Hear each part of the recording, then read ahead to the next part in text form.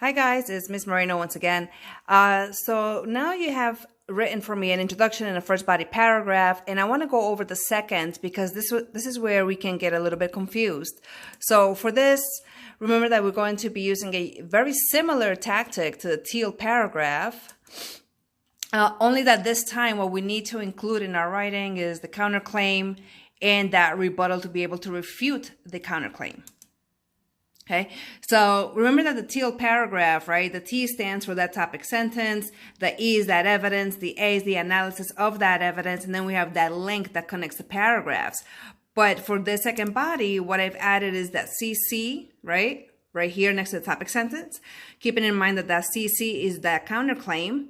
We have an evidence. This evidence applies to that counterclaim. And then we have the R here, which is that rebuttal, bringing us back to the claim, having that evidence that helps our rebuttal, analyzing it, and then linking it to the conclusion.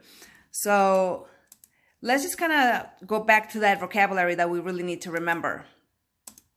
The first thing that you had was that claim. And remember that I said to you guys that it also could be known as your stand, your position, or better yet, your thesis, right? So this is the position that you take on a topic or question. And it just becomes basically, are you in favor? Are you for it? Or are you against it? And always keep in mind that your claims need to be backed up with those two reasons that you plan on writing about in your essay. Counterclaim, right? So moving on, since this is an argument and you have a claim, that means that there's going to be a counterclaim, someone or something else that goes against your position, right? So this is why we have over here the opposite side of your position. Remember that we are working with the argument, right? So this is what I just mentioned. There will always be two sides to a topic. So you have your side and what others think. So here what we have, our topic is, should college athletes be paid? If you are in favor, right? If you agree with that statement, then the counterclaim is going to be against it, right? And vice versa, meaning that if you are against college students or college athletes being paid, then the counterclaim would say that they are in favor. So once you understand that rebuttal, what you need to do is refute it or rebuttal it. This is your defense against that counterclaim, right? So think of it as coming back to your claim. You are the one that threw the first argument out there with your thesis or your claim in the introduction, and then you defended it, right? Now you're going to show us that counterclaim. Once you have that counterclaim, so that opposition, you now have to fight it back, and that's what we refer to as that rebuttal. So let's look back at what the example that I did with you guys in class. We had this one on plastic, right? Where the claim or the thesis in the introduction would have been, plastic that ends in the ocean can be very harmful to all sea creatures, and it can intensify the situation of an already damaged body of water, the Pacific Ocean. So keeping in mind that the claim here is saying that we need to kind of keep in mind that plastic is harmful. So we are against throwing plastic in the ocean. We are for bettering the planet. That means that the counterclaim is going to be on the opposite end of this, or might not even care. So here what we have, although many agree that plastic is harmful, others think that this is not a very serious issue because plastic has been around for many years and it was never a problem, right? So we have over here in the claim, in the thesis, that says plastic is a problem. Counterclaim is saying, no, it really is not, because it's been around for so long. And also please notice the green, right? That is the use of a transitional word. This is very important. You guys have a list of words. These words are meant for you to be able to make clear and cohesive connections between sentences and or paragraphs. Okay, so moving on. So we have a claim, counterclaim. Now what we need to do is fight this claim with ideas that support our claim. So here you go with the rebuttal, right?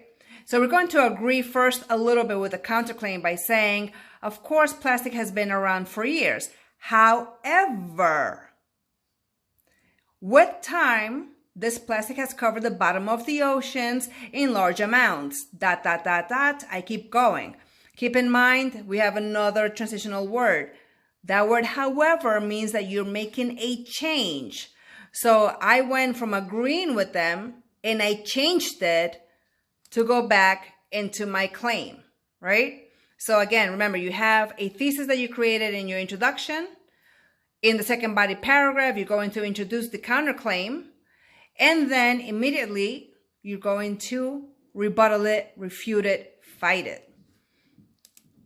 So let's just kind of take a look at the structure that I have here. You're going to start that second body with the topic sentence and the counterclaim, right? This is the sentence that's going to open up this paragraph. You can definitely do this by using a transitional phrase or word, right, from your list. Then what you will do is you're going to find the evidence from the text. You have 4 texts in your folder. So remember that you need a total of 3. You can use all 4 if you'd like, but you got to find an evidence from one of those texts that goes against the position that you originally stated.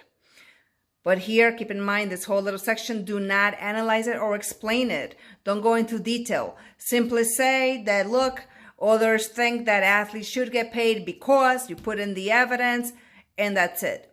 What you need to do is rebuttal that immediately, right? So after your counter argument evidence, you must rebuttal. Go back to your claim and provide an evidence that fights that counterclaim, right? That defends your claim instead.